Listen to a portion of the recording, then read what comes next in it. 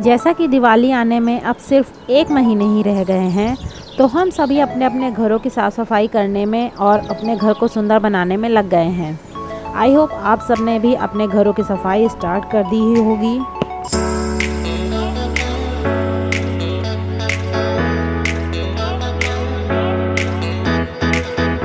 So hello my lovely home maker, स्वागत है आपका अपने channel enjoy home making life पर। आप सब कैसे हैं? आई होप आप सभी बहुत अच्छे होंगे। तो जैसा कि मैंने बताया कि दिवाली आने में बस अब 1 महीने ही रह गए हैं मुश्किल से, तो बस सभी अपने अपने घरों को सुंदर बनाने में लग गए होंगे, उसे साफ़ सुथरा करने में लग गए होंगे। तो वैसा ही मैंने भी स्टार्ट कर दिया है सब सफाई वगैरह, और बेडरूम को मैं फटाफट बस आज डीप क्लीन देने वाली हूँ अच्छे से। और जो भी छोटी मोटी चीज़ें बची रह जाएंगी तो वो मैं बस करती ही जाऊँगी डेली टू डेली। जब भी मुझे टाइम मिलेगा, शाम में या दिन में, दोपहर में, जब भी टाइम मिलेगा मैं करती जाऊँगी छोटी मोटी सफाई।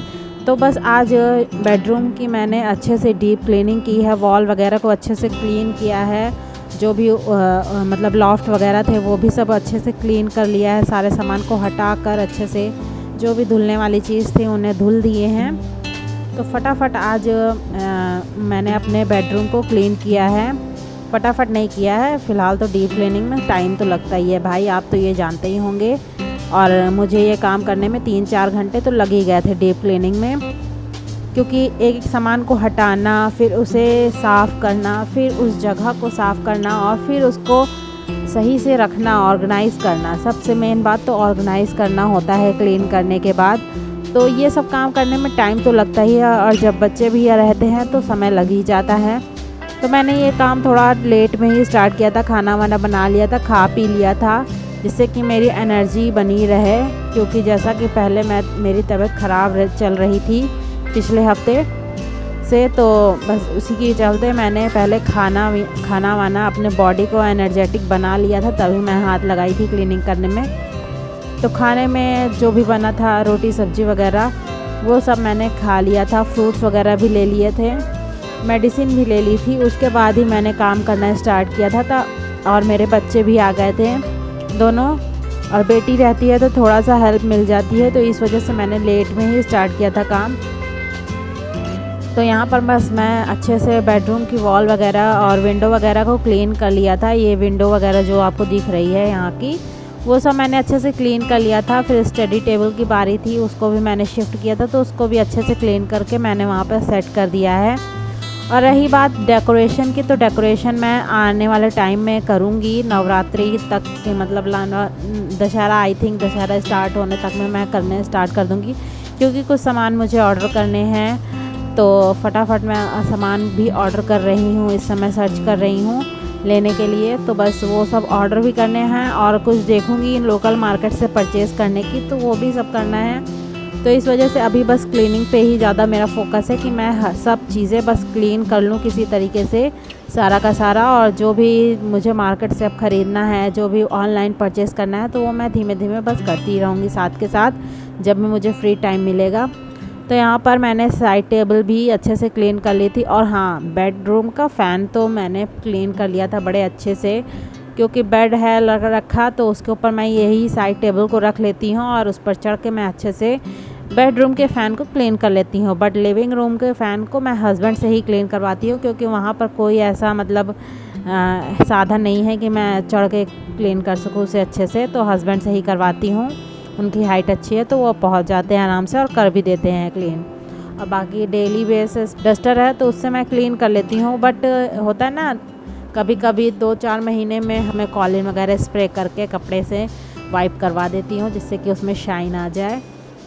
तो गाइज़, आप सभी से एक छोटी सी रिक्वेस्ट है, अगर आप मेरी वीडियो देखते हैं और थोड़ी भी पसंद करते हैं, तो प्लीज़ वीडियो को ज़रूर लाइक कर दिया करिए, जिससे कि मुझे मोटिवेशन मिल सके कि हाँ, मुझे लोग पसंद कर रहे हैं, मुझे भी समझ में आए कि हाँ, मेरी वीडियोस को लोग पसंद कर रहे हैं। तो बस वीडियो को लाइक कर दिया करिए, एक छोटा सा लाइक चाहिए बस, उससे मुझे बहुत ज़्यादा मोटिवेशन मिलेगा, और मैं वीडियोस आपके साथ शेयर करती रहूँगी। तो बस यही मैं चाहती हूँ। और चैनल पर पहली बार विज़िट करते हैं तो प्लीज़ चैनल को सब्सक्राइब कर लीजिए, जिससे कि आप मुझसे कनेक्ट हो सकें और मेरी वीडियोस को आगे भी देखते रहें।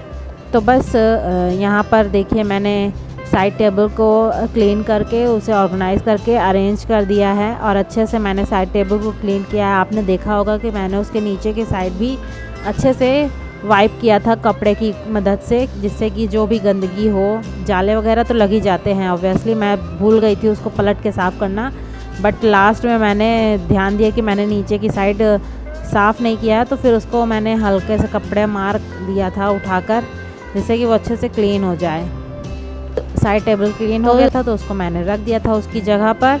फिर मैं आ गई थी ड्रेसिंग टेबल के साइड, और ये ड्रेसिंग टेबल क्लीन करते टाइम शाम हो गई थी, लगभग मेरे ख्याल से 5 बज चुके थे। चाय वगैरह हम लोगों ने पी ली थी। चाय वगैरह पीने के बाद ही मैंने ये ड्रेसिंग टेबल में हाथ लगाया, क्योंकि मैं जानती थी अगर ड्रेसिंग टेबल निकालूंगी तो टाइम तो लगने वाला है पक्का।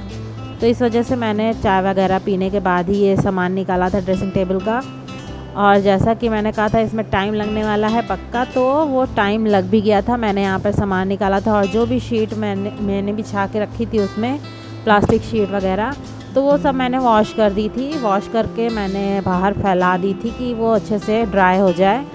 ड्राई होने के बाद मैं यहाँ पर सामान सेट कर रही थी और मेरा बेटा भी था साथ में, और बेटी नीचे चली गई थी, थोड़ा प्रोजेक्ट उसका था बनाना, तो वो अपनी बहन से बनवा रही थी साथ में मिलके।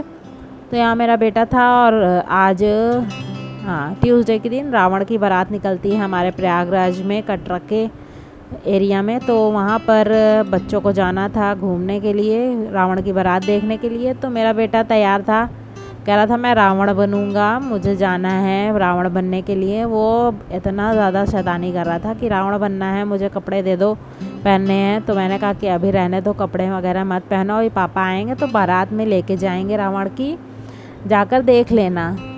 तब फिर वो बैठा और यहाँ देखिए मेरे आई शेडो पैलेट में से आई शेडो निकाल कर अपने फेस पर लगा रहा था। कार्टून बन गया था, बहुत ज़्यादा कार्टूनिस्ट। इतनी ज़्यादा हंसी आ रही थी, मैंने उसको मारा भी। मैंने कहा कि मेरा आई शेडो पूरा ख़राब कर दो तुम। तो फिर वो कुछ ना, बच्चे रहते ना छोटे, तो वो एक्साइटमेंट में कुछ ना कुछ छूते ही रहते हैं कि हाँ ये क्या है, ये क्या है। फ़िलहाल आजकल के बच्चे तो बहुत ज़्यादा इंटेलिजेंट हैं, उनको पता रहता है कि क्या चीज़ है, क्या सामान क्या है।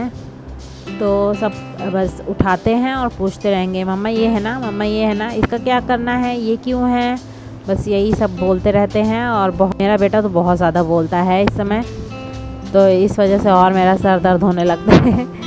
तो बस यहाँ पर बस फटाफट मैंने जो भी सामान था उसको क्लीन करके ऑर्गेनाइज़ किया, और जो भी नेल पेंट्स वगैरह थी, मतलब होती है ना ड्राई हो जाती हैं एक टाइम के बाद, तो जो भी ख़राब हो गई थी नेल पेंट्स वगैरह उनको भी मैंने छांट के अलग कर दिया, क्योंकि कोई मतलब नहीं है स्टोरेज बढ़ाकर।